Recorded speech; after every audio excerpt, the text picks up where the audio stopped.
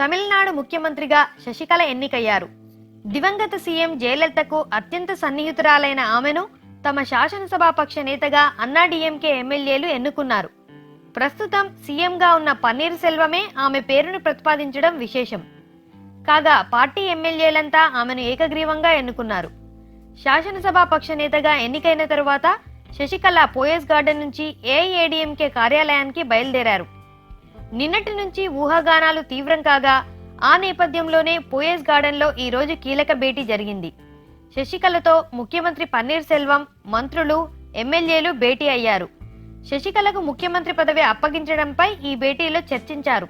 పేరుకు అది చర్చ అని చెప్పినా అంతా ముందుగా అనుకున్నట్లుగా చేశారన్నట్లుగా నిమిషాల్లో ఆమె పేరును పన్నీర్ సెల్వం ప్రతిపాదించడం, అంతా ఏకగ్రీవంగా ఆమోదించడం జరిగిపోయాయి. చిన్నమ్మ శశికళకు మార్గం సుగమం చేస్తూ ప్రస్తుత సీఎం పన్నీర్ సెల్వం ముఖ్యమంత్రి పదవికి రాజీనామా చేసేశారు. కాగా ప్రస్తుతం ఎన్నికైన పదవుల్లో లేని శశికళ 6 నెలల్లోగా ఎమ్మెల్యేగా ఎన్నిక కావాల్సి ఉంది. జయ మరణంతో ఖాళీ అయిన ఆర్కే నగర్ స్థానం నుంచే ఆమె పోటీ చేస్తారని తెలుస్తోంది.